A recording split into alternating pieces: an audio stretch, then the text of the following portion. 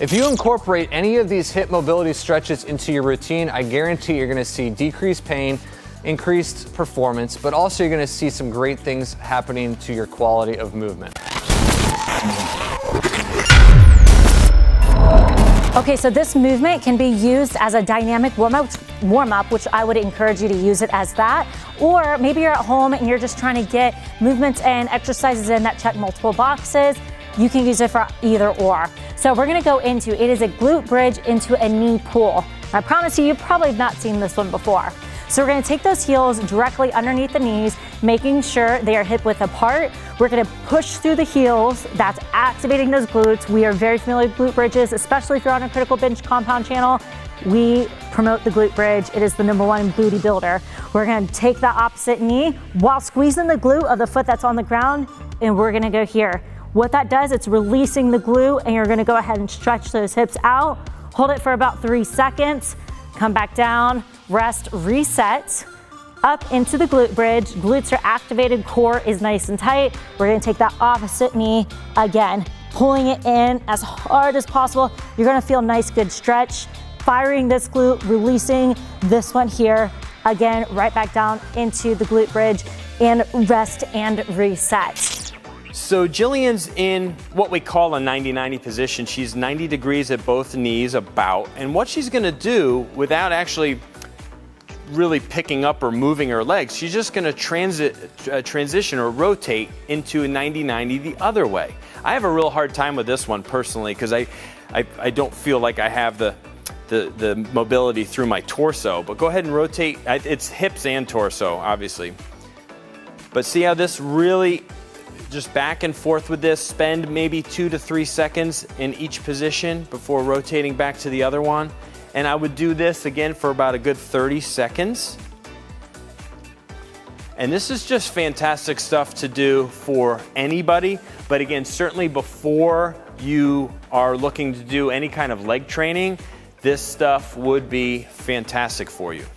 So we're gonna get into the first one. It's a half kneel hip flexor stretch. So as you can see, Jillian's here in a 90-90 position. She's gonna lift up her downside arm. So her right knee is down, her right arm is up, and she's gonna slowly lean into it. This is one of the most common hip flexor stretches on the planet. It's because it's effective. It really gets deep into that psoas there. Good, and release. Yep, and just multiple times per side reps. You can hold it for 5, 10, 15 seconds at a time. You kind of create the repetition range that you want, but you make sure to do both sides properly. I would at least spend at least 30 seconds to a minute on each side, either holding it or going through reps. So if you have any deep hip pain or just deep hip tightness, this is a great stretch to go to. It might even be just challenging to go just staying in that 90-90 position. Find something you can brace against. I have this, obviously, this nice big pole right here. So this is my spot for doing leg swings, and I do them here in the compound often. I stand tall, so you want to have good posture to start. I stand on my right leg, and I'll just swing my left leg forward and backwards. But notice I'm not like pitching forward and leaning back. I'm going to maintain my posture and just let my legs swing inside that range of motion while maintaining good posture. So it's obviously gonna probably go forward or go up higher than it will be behind you, right? But this motion is amazing. And you're just letting it swing like a pendulum forward and back, nice and easy. Do about 10, okay? And then you can of course just do the other side. So having something to hold on to just ensures that you're doing the movement properly. You're not falling all over the place. One leg, bring it all the way up, even with the hands. Now, as you can see, this is a pretty, robust movement, if you will. Hence the name Spider-Man, because it's like your legs are all the way out in front of you. But she is sinking deep into that. If you can hold this position comfortably, pick up that down leg to extend that stretch. Hold this 15, 20, 30 seconds at a time, switch sides, and don't forget to breathe on these. A lot of people have a tendency to hold their breath the harder the stretch. That's not necessarily a good thing. Breathing helps control and release the muscles of the body. So very good stretch to get deep into those hips there. So we're gonna take that foot, we're gonna place on top of the knee, we're gonna roll to our side, lateral, right? And we're gonna tuck that leg behind. And when you're doing these hip stretches, you probably wanna do them for about 30 seconds, rest the muscle, shake it out, go 30 seconds again. We're gonna feel all the way through the lateral hip, and you get a nice good quad stretch while we're there.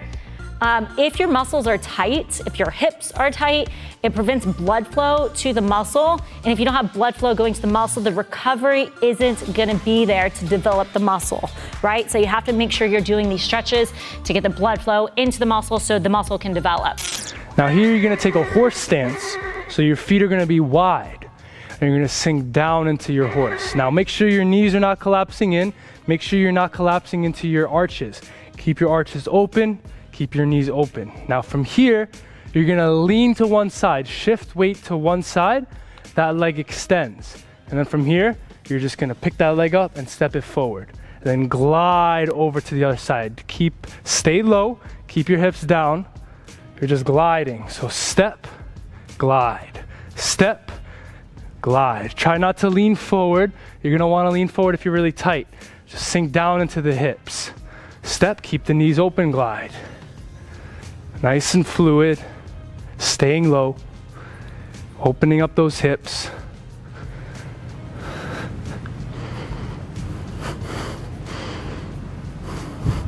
Before you go, I have a free report that I want to give to you that's going to explain why stretching alone will not make you flexible. Right? A lot of times in our minds, we have this idea of what stretching is, that static stretching you see at the gym where people go in and hold the stretch. That's not the most effective way to stretch your body and to get flexible. So go ahead and check out that free report down below in that pinned comment. As always, I'm Coach Zach here at Critical Bench. See you next time.